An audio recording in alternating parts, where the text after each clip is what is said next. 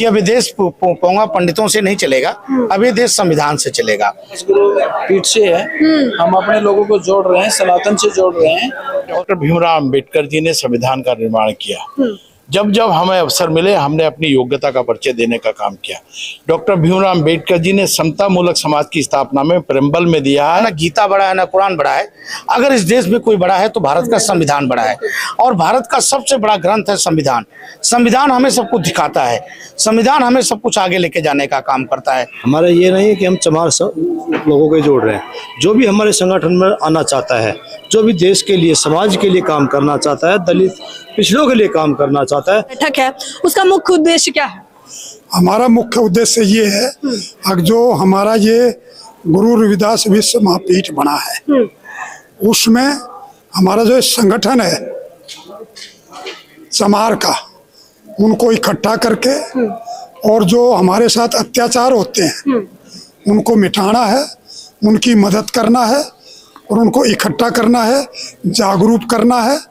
ये हमारा मकसद है। नमस्कार, मैं ज्योति यादव और आप देख रहे हैं हिंद समाचार। इस वक्त मेरी मौजूदगी कॉन्स्टिट्यूशन क्लब ऑफ इंडिया में मौजूद हूँ और सीधे तौर पर आज एक बहुत बड़ा प्रोग्राम था जिसे कवर करने के लिए आए हैं।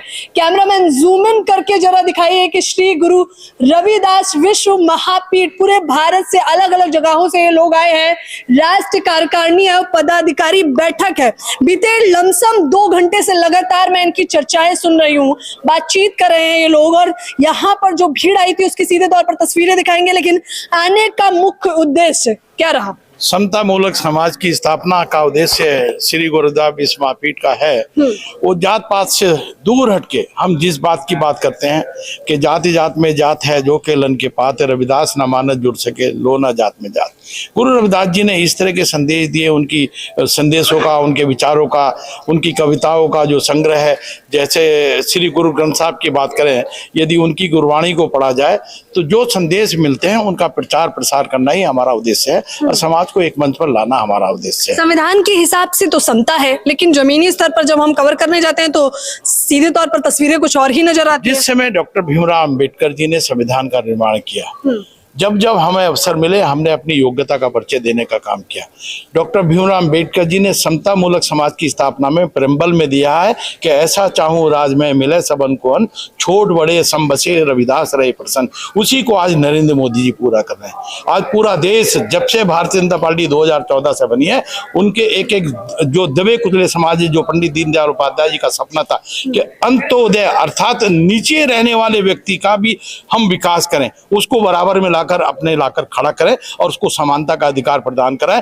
यही काम रविदास जी ने किया, ये डॉक्टर भीमराव अंबेडकर जी ने किया और ये माननीय नरेंद्र मोदी जी प्रधानमंत्री के रूप में कर रहे हैं और इसी को आगे बढ़ाने का काम श्री गुरु रविदास विश्व महापीठ कर रही है। कह रहे हैं माननीय प्रधानमंत्री मोदी जी इसी को कार्य को पूरा करने का प्रयास कर रहे हैं। आपके क्या विचार? जब से प्रधानमंत्री नरेंद्र मोदी आए हैं, देश का विकास हुआ है, किसान का विकास हुआ है, गरीब का विकास हुआ है, महिला का विकास हुआ है, युवा का विकास हुआ है, युवाओं को रोजगार धंधा मिला है, महिलाओं को जो इससे पहले जो सरकारें थी, ये प्रधानमंत्री ने कहा था, कांग्रेस के प्रधानमंत्री ने कहा था कि हम जो 1 रुपया बेचते हैं नीचे 15 पैसे मिलते हैं। आज जब से प्रधानमंत्री नरेंद्र मोदी आए हैं, अगर 1 रुपया बेचते हैं तो 1 ही रुपया उनको मिलता है। अच्छा, आप लोगों ने एक बात कही, आपने कहा समता मूलक समाज की आप लोग स्थापना करना चाहते हो, जो कि सदियों से चली आ रही है, मांग तो यही रही है। लेकिन अभी आपको जमीनी स्तर पर सच्चाई क्या नजर आती है? जमीनी स्तर पर हर चीज की सच्चाई है। गरीबी मिटी है, गरीबों को मकान मिले हैं, गरीबों को, किसानों को हर चीज की सुविधा मिली है, महिलाओं की सुरक्षा हुई है, महिलाओं को रोजगार मिला है। ये बातें तो आप आंकड़ों से एकदम परे बता रहे हैं। एनसीआरबी के आंकड़े तो कुछ और ही बताते हैं कि महिलाओं पे अत्याचार बीते 10 सालों में तो लगातार बढ़ा है। वो जो कह रहे हैं ना, अपोजिशन का काम है गलत आंकड़े देना, झूठ बोलना। अच्छा, चलिए मुद्दे पे आ जाते हैं। जो आपकी कार्यकारिणी बैठक है उसका मुख्य उद्देश्य क्या है?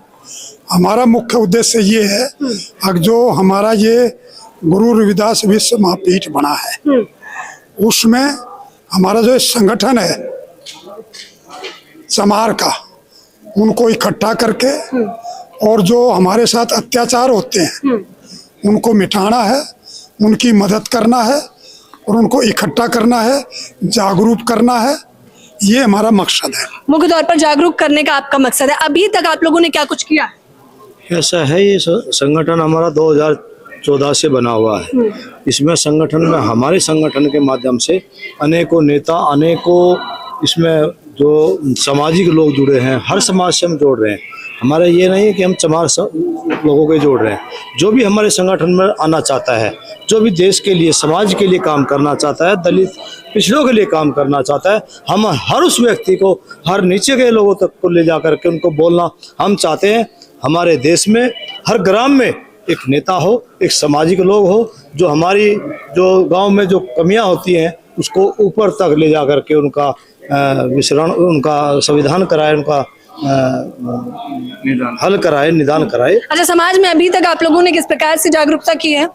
ऐसा है, जब भी हमारी मीटिंग, साल में 2-3 मीटिंगें हमारी हर स्टेट वाइज होती है और हम चाहते हैं हर तरह के लोग, अभी आपने देखा होगा इसमें IAS भी लोग थे, कमिश्नर भी लोग थे, अधिकारी लोग भी, क्योंकि हर व्यक्ति चाहता है गुरु रविदास महापीठ से जुड़ना। हर व्यक्ति चाहता है वो गुरु रविदास के जो विचार हैं, हम ये चाहते हैं कि समाज को एक रखा जाए, पूरा भारत को एक रखा जाए। जितना हम ये चाहते हैं कि पूरे भारत को एक रखा जाए, समाज को एक रखा जाए। एक तरफ संविधान की बात हुई, दूसरी तरफ आपने देखा कि किस प्रकार से जागरूकता का आप लोग ऐलान कर रहे हैं।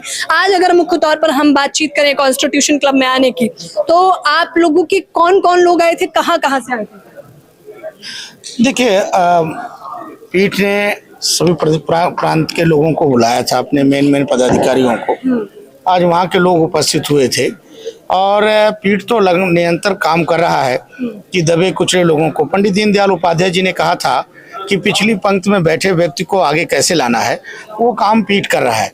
आपको मालूम होगा कि देश के प्रधानमंत्री नरेंद्र मोदी जी 2019 में जब चुनाव जीत करके आए तो उन्होंने एक अपना शाम को आभार व्यक्त किया लोगों को, और उन्होंने कहा कि अब ये देश पोंगा पंडितों से नहीं चलेगा, अब ये देश संविधान से चलेगा।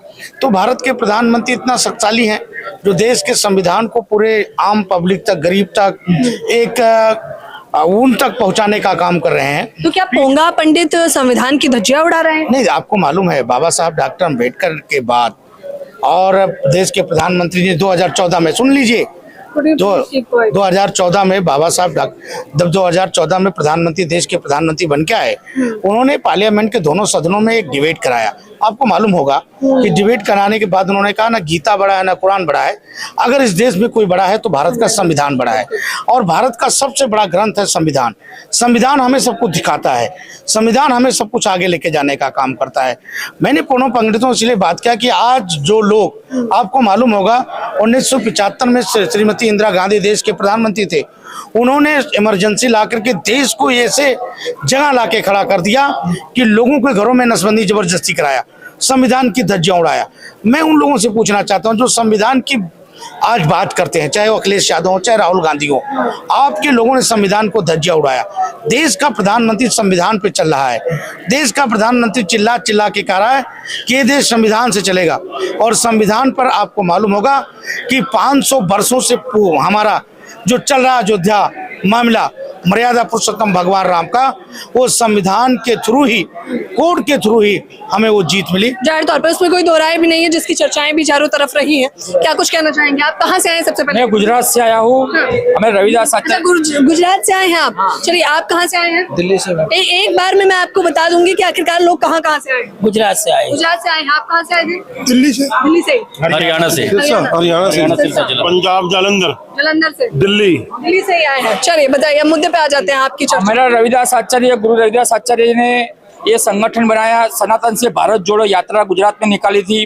जो गुजरात के लोग, जो मेरे समाज के लोग तो इकट्ठा किया, संगठन मजबूत किया, सारे भारत देश में परिभ्रमण किया गुरुजी ने, और सब समाज को एक प्लेटफॉर्म पे लाने का काम किया है।